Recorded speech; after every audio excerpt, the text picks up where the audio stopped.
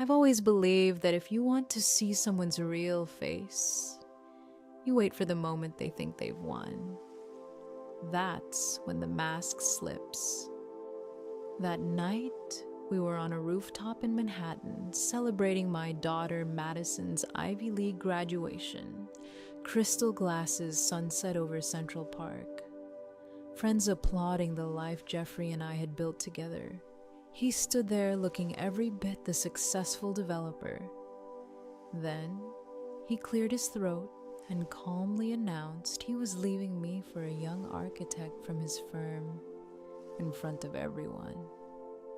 The room froze, and all eyes turned to me. What would I do next? For a few seconds after Jeffrey said it, the rooftop went completely still. You know the kind of silence I mean. The heavy kind. The kind where every person in the room suddenly forgets how to breathe because they're waiting for the explosion. I could feel it. The expectation hanging in the air like humidity before a storm.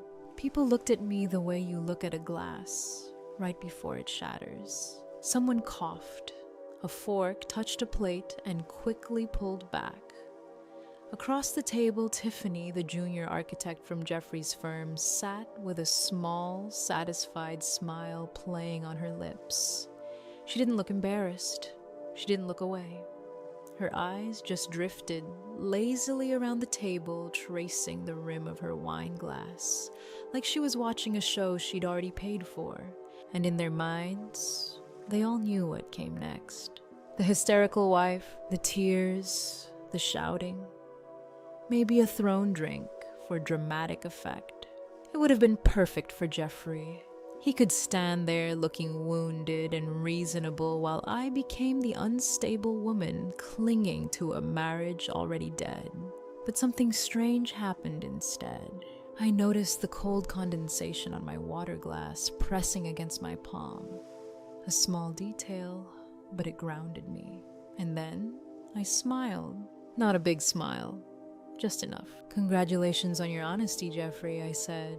My voice surprised even me. Calm. Even. Clinical almost.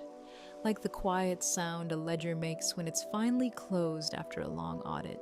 Around the table, people shifted in their seats. Confusion flickered across their faces. This wasn't the scene they had prepared for. Before anyone could say a word, I reached into my handbag. Inside was a thick cream-colored envelope. I pulled it out slowly and placed it on the white linen tablecloth, right beside Jeffrey's untouched steak. The paper made a soft, deliberate sound as it touched the table. His eyes dropped to it. "Something for you to review," I said lightly. "After the party." No explanation, no argument. Just that. For the first time that evening, the confidence in his face wavered slightly. Just a flicker, but I saw it. I stood up smoothing the front of my dress. No one spoke. No one even moved. The only sound was the quiet click of my heels against the rooftop floor as I walked toward the elevators. I didn't look back. Not at Jeffrey, not at Tiffany, not at the dozens of people frozen around the table. Behind me, the silence stretched tighter with every step. Jeffrey thought he had just made the most powerful announcement of the night. What he didn't realize was that he had just signed his own professional death warrant. The elevator ride down from the rooftop felt strangely quiet. Not awkward quiet. Not the suffocating silence that had filled the restaurant after Jeffrey's announcement.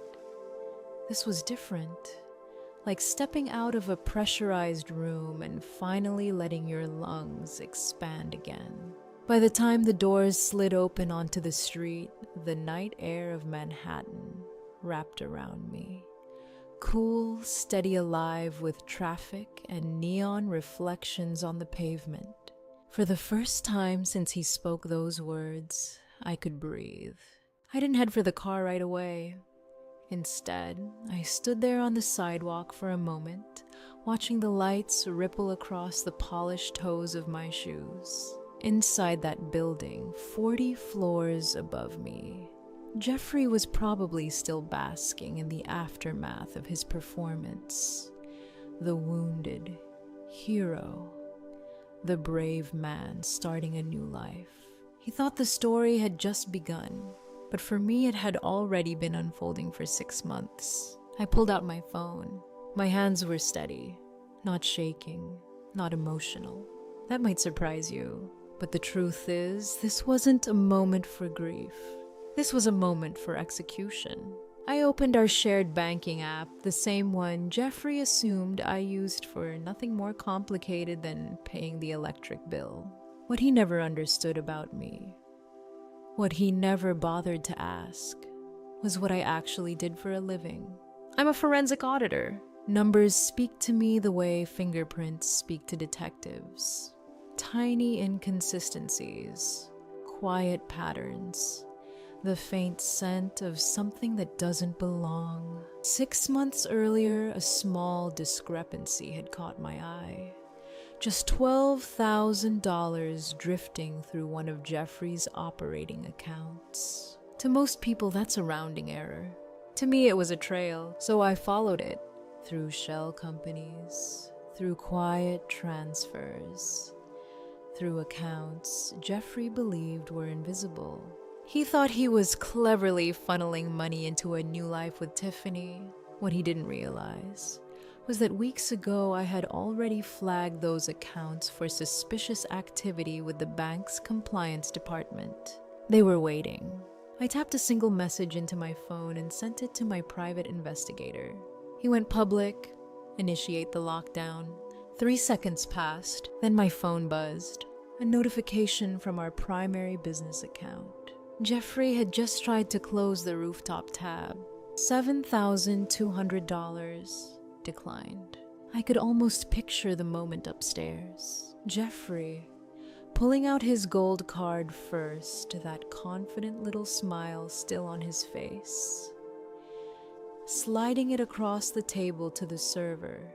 Then the pause, the quiet apology. "Sir, this card isn't going through." No problem, he'd think. He'd pull out the corporate platinum. Swipe, declined. Another card, decline. One by one, every line of credit I had spent nearly 3 decades maintaining, suddenly gone dark. For 28 years, I had been the invisible hand keeping Jeffrey's world upright, balancing the books, stabilizing the edges, making sure the tower never tilted. And it turns out, it only took 12 seconds to let it fall. "Mom." I turned at the sound of Madison's voice. She was standing just inside the restaurant entrance, half in the light, spilling from the lobby, half in the cool darkness of the street. Her graduation gown was folded over her arm, now the deep fabric brushing against her wrist. A few strands of hair had fallen loose around her face. Her eyes were bright, not with tears exactly, but with something sharper, shock and clarity. She had always been quick like that. She walked toward me, slowly glancing back over her shoulder at the elevators, as if she could still hear the chaos happening upstairs. "He's still up there," she said quietly. "Arguing with the manager." I could imagine it perfectly. Jeffrey, red-faced voice, rising, demanding explanations from people who had absolutely none to give him. Madison lowered her voice even more. "Mom, he told everyone he's moving Tiffany into the penthouse." She said it carefully, like she was testing how much damage the words might cause. "Our penthouse." I reached up and gently tucked a loose strand of hair behind her ear. It was such a small, familiar gesture that for a second, it almost felt like any other night. "He can tell them he's moving to the moon, Madison," I said softly. "That doesn't make it his property." She blinked, studying my face. "What do you mean?" "The locks are already being changed at the house," I told her.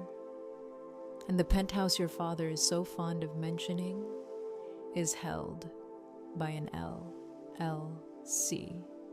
he hasn't bothered to read the paperwork on in over a decade. Jeffrey always loved being the man at the head of the table, the visionary, the builder. But paperwork bored him. Details bored him. He assumed the empire simply existed because he said it did. He thinks he's the king of the castle, I continued calmly.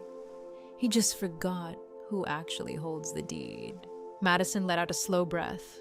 Not relief exactly, more like understanding settling into place. Come on, I said gently. We're going to your Aunt Diana's tonight.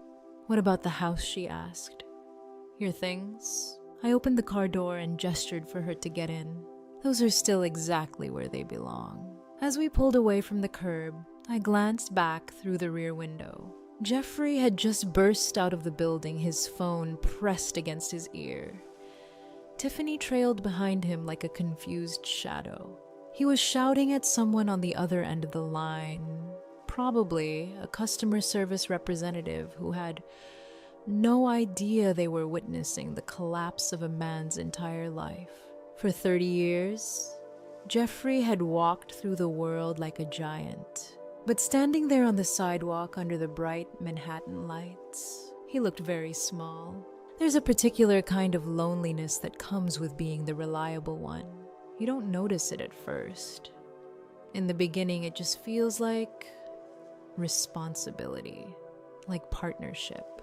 Like the quiet pride of knowing you're holding things together while someone else stands in the spotlight. For 30 years, that was my role. To the outside world, I was Jeffrey Caldwell's wife. But inside the machinery of his success, I was something very different.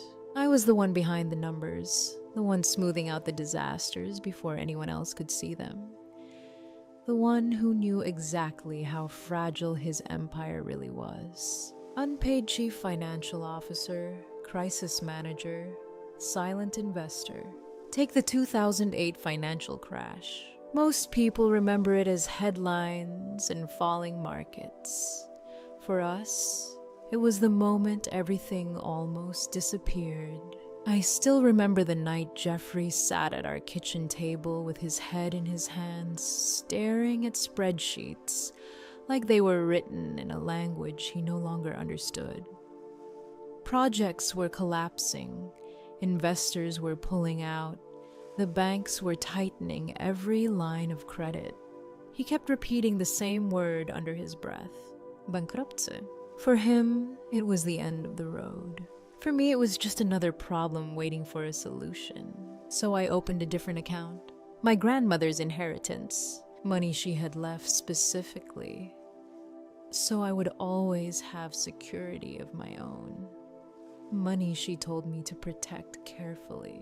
That night, I transferred every dollar of it into Jeffrey's company. No contract, no interest, no legal protections, just trust. I didn't ask to be repaid.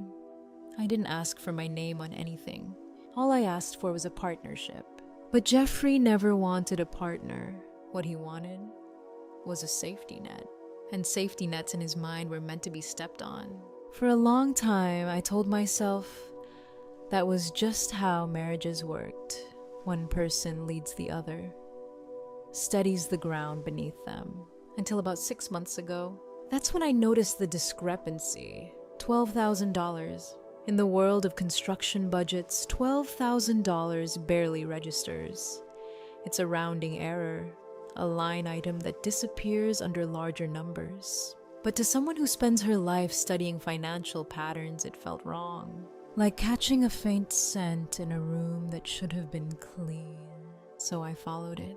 Late nights, quiet hours after everyone else had gone to bed, I began rebuilding our financial life piece by piece. Every account, every transfer, every subsidiary company Jeffrey had created over the years. I stored everything in a file buried 3 layers deep in a cloud drive he didn't even know existed. I called it Project Clarity. At first, the trail looked harmless. Small transfers here and there, slight adjustments between operating accounts. But the deeper I went, the more the pattern sharpened.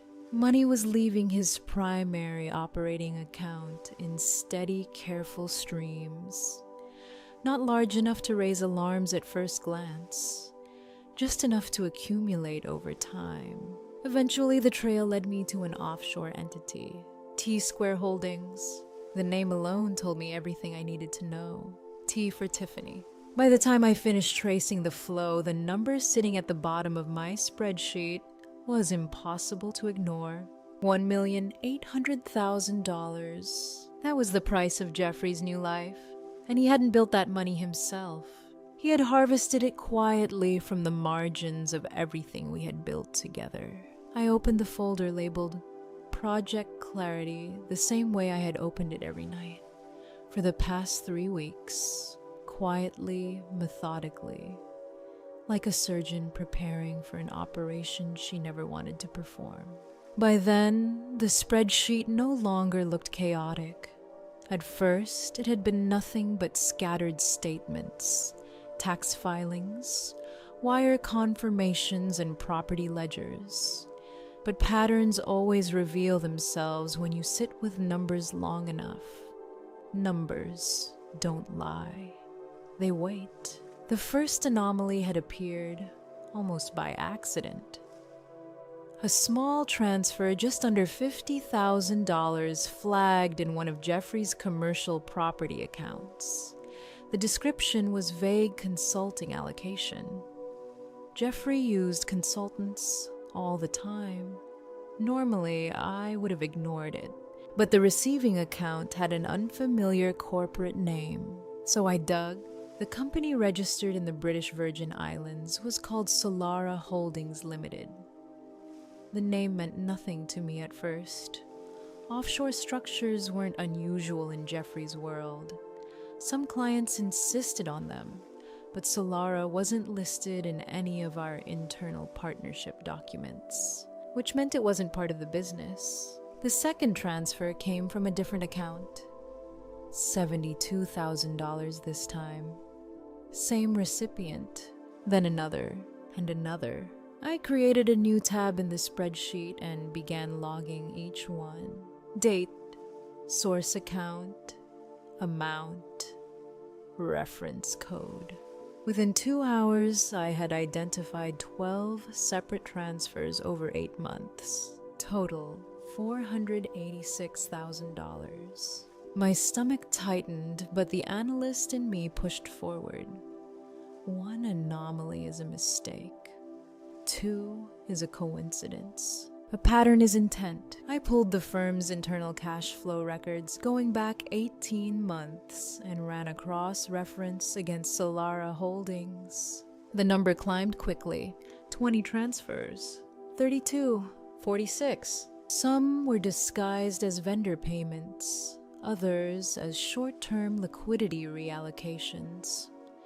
One was buried inside a maintenance budget for a Florida property we had owned for years. By midnight, the total stood at $1.8 million. I leaned back in my chair and stared at the number glowing against the screen. Nearly $2 million, quietly siphoned away, while Jeffrey had been telling me the firm needed to tighten spending. But the real fracture came when I expanded the timeline further. The earliest transfer dated back 14 months, almost exactly when Tiffany had first started appearing in Jeffrey's stories. One of the new marketing consultants. Bright young mind. Good energy for the firm. At the time, I had barely registered the name. Now it appeared everywhere. Not directly, of course. Jeffrey wasn't careless enough for that, but the connections were there if you knew where to look. The offshore company had a secondary signatory attached through a legal intermediary. That intermediary represented a small holding group in Nevada, and the director of that group was Tiffany. Not Tiffany personally, her maiden name had been used, but the birth date matched, the address matched, the filing agent matched. Jeffrey hadn't just been hiding money. He had been building something. I felt the room grow very quiet around me as another realization settled into place. The properties Jeffrey kept saying we couldn't afford to repair the Boston building with the leaking roof, the Chicago duplex with the vacant unit, the renovation we postponed on the lake house, even the argument last spring when he insisted we needed to reduce contributions to Madison's college fund temporarily. I opened the education account records and scanned them line by line. 3 withdrawals, small enough not to trigger attention during a busy quarter, but together they totaled nearly $120,000. I closed my eyes for a moment. Madison's future had been a line item to him, another source of liquidity, another place to skim from while quietly financing whatever life he was constructing elsewhere. When I opened my eyes again, the spreadsheet was still there. Rows of numbers stretching across the screen like a quiet confession. 30 years of work, 30 years of stabilizing the business when Jeffrey chased risks. 30 years of reinvesting profits, restructuring debt, protecting the firm from its own founder's impulses. And now I could see what had been happening while I did all of that. Every late night, balancing accounts. Every decision to reinvest instead of vacation. Every inheritance dollar I poured into keeping his company alive after the crash. Piece by piece, it had been converted into something else. Not growth, not security, an escape plan. Jeffrey wasn't just leaving the marriage. He had been funding the exit, using the life we built together. And the most chilling part was how careful he had been. The transfers were small enough individually to disappear inside operating noise. Spread across multiple accounts, routed through jurisdictions designed specifically to make tracing difficult. If I hadn't noticed that first discrepancy months ago, it might have taken years to surface. Maybe it never would have. I saved the updated spreadsheet and renamed the file. Project Clarity Phase 2, because now the investigation wasn't about suspicion anymore. Now it was about documentation. And once the truth is documented, it becomes very difficult for anyone to pretend it doesn't exist. 2 days later, I pulled into the driveway just after noon. For 30 years, that stretch of brick and stone had meant the same thing to me: home. The place where holidays unfolded, where Madison learned to ride her bike along the front walk, where Jeffrey and I once sat on the porch late at night talking about the future like it was something we owned together. But as I stepped out of the car that afternoon, the house felt different. Not physically different. The same white columns, the same hydrangeas lining the path, the same oak tree arching across the yard. And yet something about it felt disturbed, like a room after a burglary. The objects are still there, but the atmosphere has been touched by someone who doesn't belong. I walked up the front steps and slid my key into the lock. It didn't turn. For a moment, I simply stood there, hand still on the knob. Jeffrey had changed the locks. Of course he had. A lesser version of myself might have pounded on the door, called him in fury. But Anger Cloud's timing had become very important. Instead, I stepped back, pulled my phone from my bag, and opened the home security app. 30 years of managing crises had taught me something. Jeffrey seemed to forget I never built systems that relied on only one key. The digital control panel still recognized my administrator credentials. Within seconds, the front door lock disengaged with a soft click. I pushed the door open. The first thing I saw was cardboard boxes, stacks of them, and bright orange stickers. For a moment, my mind struggled to process what I was looking at. Then the shape of the scene settled into focus. A woman stood in the middle of the living room with a roll of packing labels in her hand. Tiffany. She wore jeans and an oversized sweater, her hair pulled into a loose knot, like she was staging a casual afternoon project. One of my photo albums sat open on the coffee table beside her. She looked up when the door opened. Her expression froze. "You." Before she could finish the word, another voice came from the hallway. "What's going on?" Jeffrey stepped into the room. For a split second, confusion crossed his face. Then it hardened into something defensive. "How did you get in here?" I closed the door behind me gently. "Your new lock isn't connected to the internal security override," I said evenly. "You should have asked someone before installing it." Jeffrey blinked, clearly not expecting the calm. "What are you doing here?" he asked. I looked around the room. Several of my belongings had already been boxed. The labels were blunt. Storage, donate. One box contained framed photographs from Madison's childhood. Tiffany shifted uncomfortably under my gaze, the roll of stickers still in her hand. Jeffrey cleared his throat. "We were just organizing things," he said. "You'll need to collect the rest of your stuff soon." It was said with the quiet confidence of someone who believed the outcome was already decided. I nodded slowly. "I'm glad you brought that up." Both of them watched me now. For a moment, I let the silence stretch. Silence has weight when you place it carefully. Then I reached into my bag and placed a thin folder on the entry table. "You might want to look at that," I said. Jeffrey didn't move. "What is it?" "The deed documentation for this property." His brow tightened. "I know what the deed says." "No," I replied gently. "You know what you think it says." He walked over, irritation sharpening his movements, and opened the folder. I watched the moment his eyes reached the second page. The shift was immediate. Confusion first, then disbelief. "What is this?" he demanded. "It's the trust structure," I said calmly. "We moved the property into Madison's trust 6 years ago." Jeffrey's head snapped up. "That's not..." "It is," I interrupted quietly. "You signed the restructuring during the estate planning review." I tapped the document. "The home is legally held by Madison's trust." His face had gone pale, and the trustee, I continued, is me. Tiffany looked between us, clearly trying to follow. "Wait, what does that mean?" I met her eyes for the first time. "It means," I said softly, "that neither of you has the authority to be moving anything inside this house." Jeffrey stared at the document again, like it might change if he looked long enough.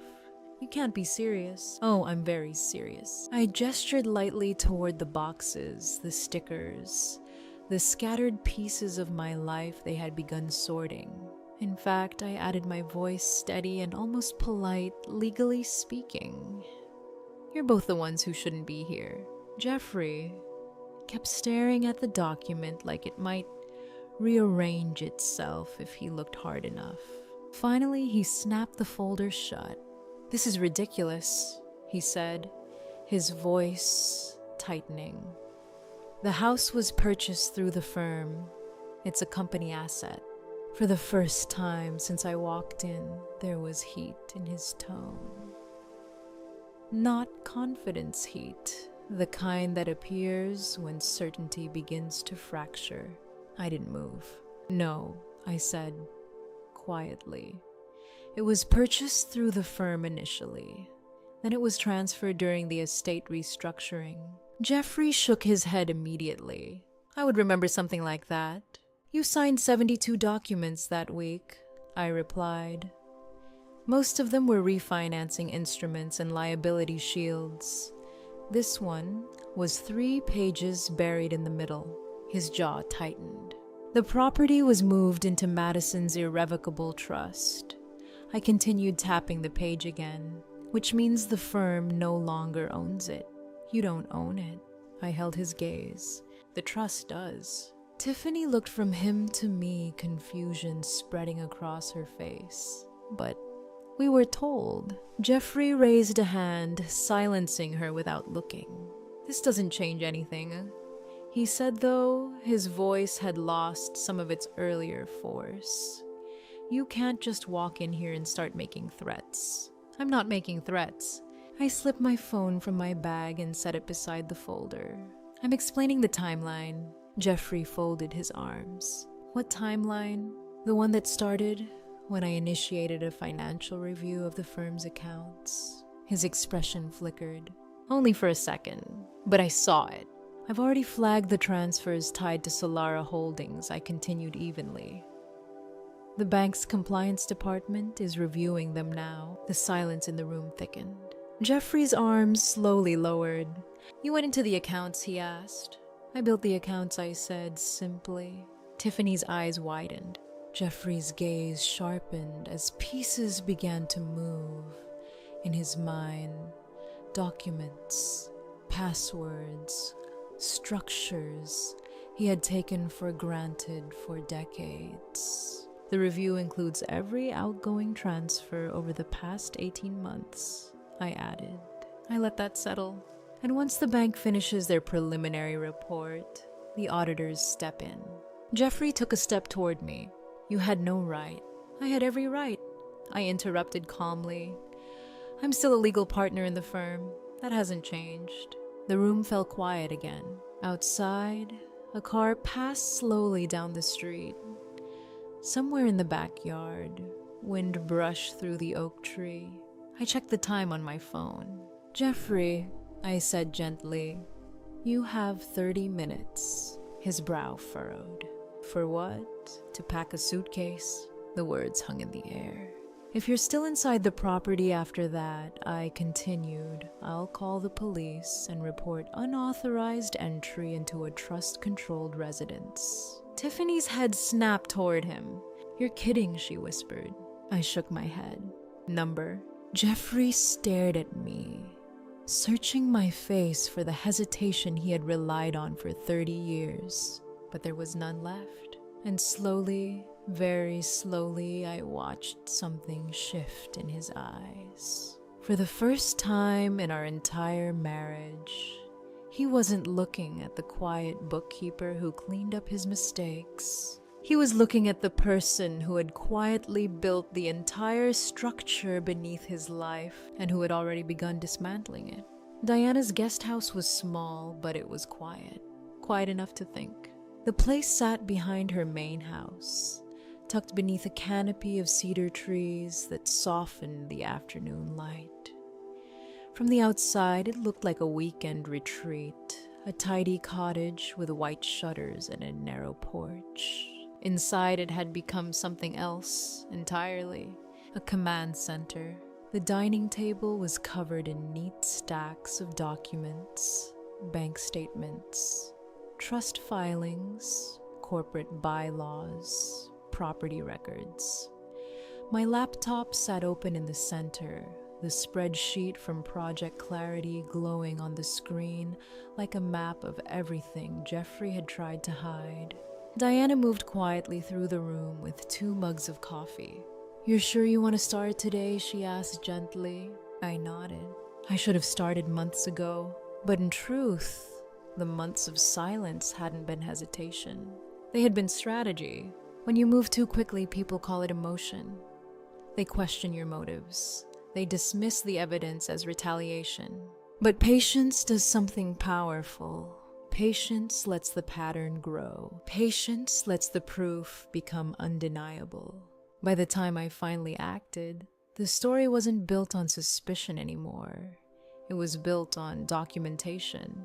I picked up the phone and dialed the lender that held the firm's primary credit facility. After 3 rings, a familiar voice answered. This is Martin Keller. Hello, Martin, I said, calmly. It's been a while. There was a brief pause. Well, I wasn't expecting your call. I imagine not. Martin Keller had overseen our commercial credit line for nearly 15 years. He also knew something Jeffrey often forgot. Most of the structural language inside the firm's lending agreements had been written by me. I'm calling regarding Section 9.4 of the Corporate Covenant, I said. Another pause. The Financial Integrity Clause? Yes. I opened the binder in front of me and ran my finger down the paragraph I had drafted years earlier during a refinancing negotiation. If a managing partner initiates a documented internal review indicating potential misallocation of corporate funds, I continued, the lender is authorized to trigger a temporary asset freeze pending compliance verification. Silence filled the line for a moment. "You're invoking it," Martin asked carefully. "I am." He exhaled slowly. "That's significant. It's necessary." Martin knew me well enough to hear what wasn't said. "Do you have documentation?" he asked. "I have 18 months of transfers routed through an offshore entity tied to a non-employee," I replied. Another pause. Then his tone shifted into something procedural. "Send the files," he said. "Once compliance confirms, the freeze goes into effect." I emailed the documentation while we were still on the phone. 10 minutes later, the confirmation arrived. The consequences moved quickly after that. First, the operating accounts were flagged. Then, the corporate credit lines were temporarily suspended. Within hours, automated notices began circulating through the firm's financial infrastructure compliance alerts.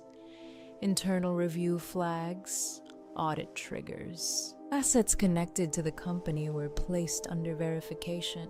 It was like watching a row of dominoes begin to fall. My phone buzzed on the table. "Jeffrey." I let it ring. 30 seconds later, it rang again, then again. By the fourth call, his messages began arriving. "What did you do?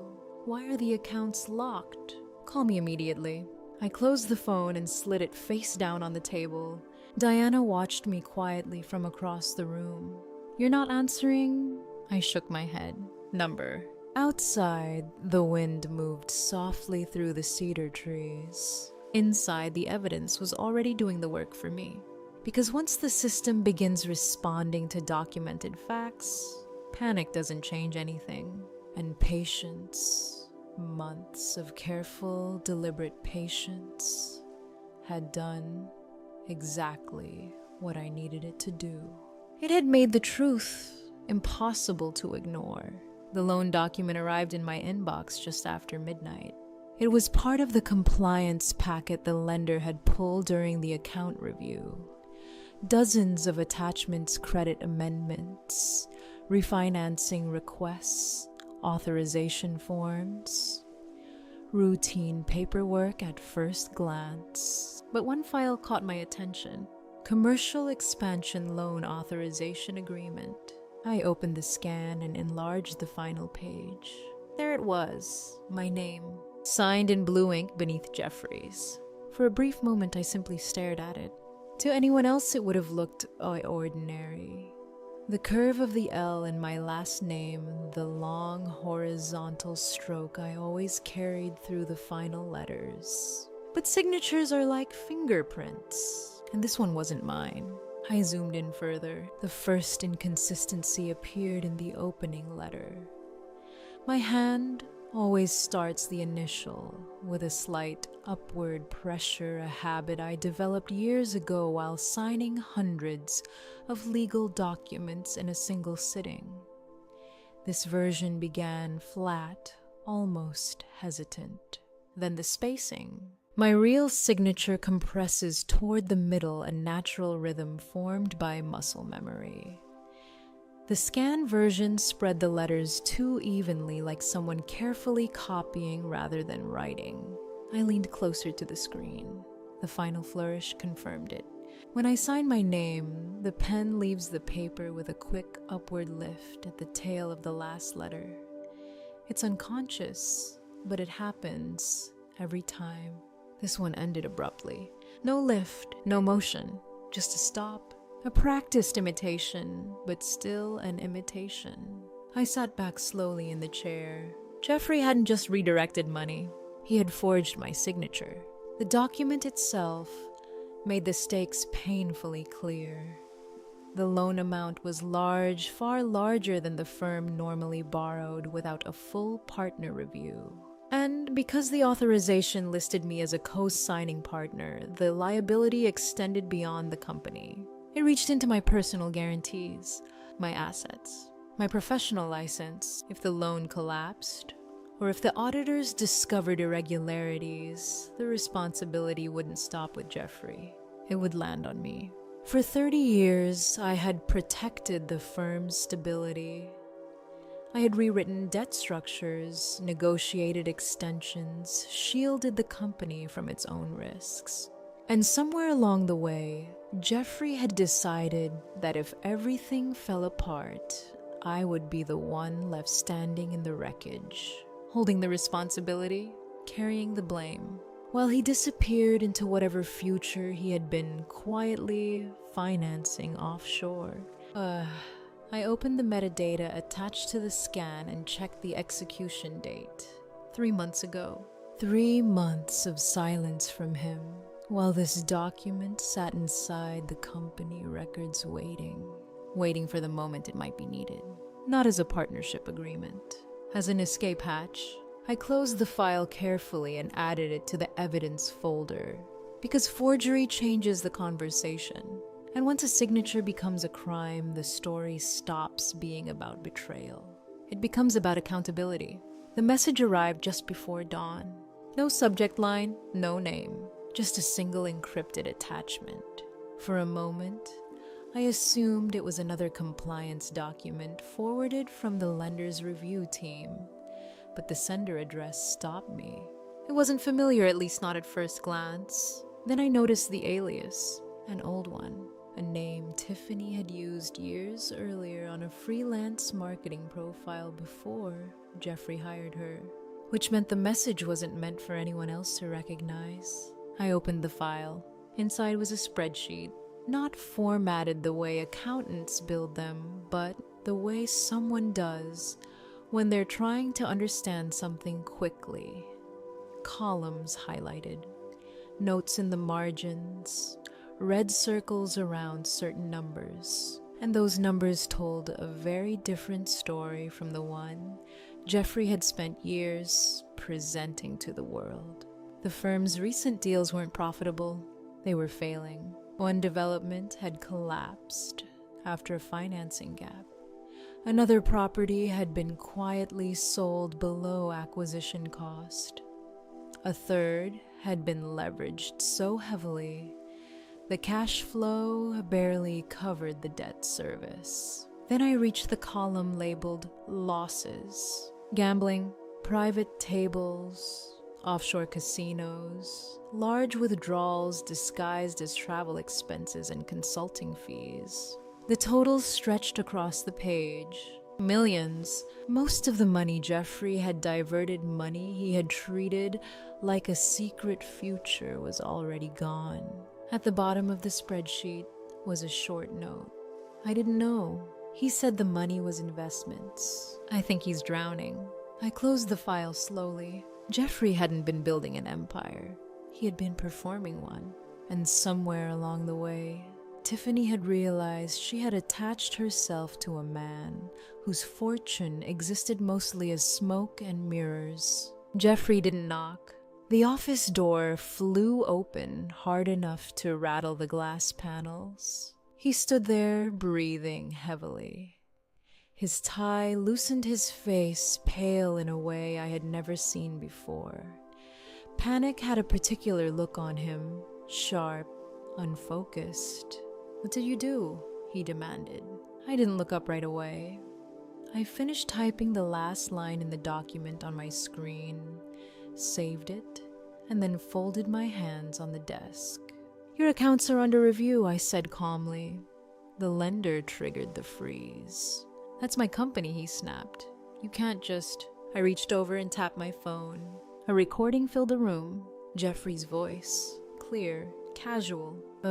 She's good with numbers, but she doesn't understand how the real deals work." Tiffany's voice followed light with laughter. "So she just signs whatever you put in front of her?" Jeffrey chuckled. "Pretty much." The recording ended. Silence settled heavily between us. Jeffrey's jaw tightened as he stared at the phone. "You recorded me. I documented you," I corrected gently. Then I slid a single document across the desk. "This isn't a divorce settlement," I said. He glanced down at the title, Confession and Repayment Agreement. If you sign that I continued, you acknowledge the diverted funds, the forged authorization, and the offshore transfers. You agree to repay the money through asset liquidation. Jeffrey looked up slowly. And if I don't? The fraud investigation continues. I let the words sit there. Banks don't negotiate with forged signatures. The room stayed quiet for a long time. Finally, Jeffrey picked up the pen. For the first time since I had known him, there was no performance left in his face. Just calculation.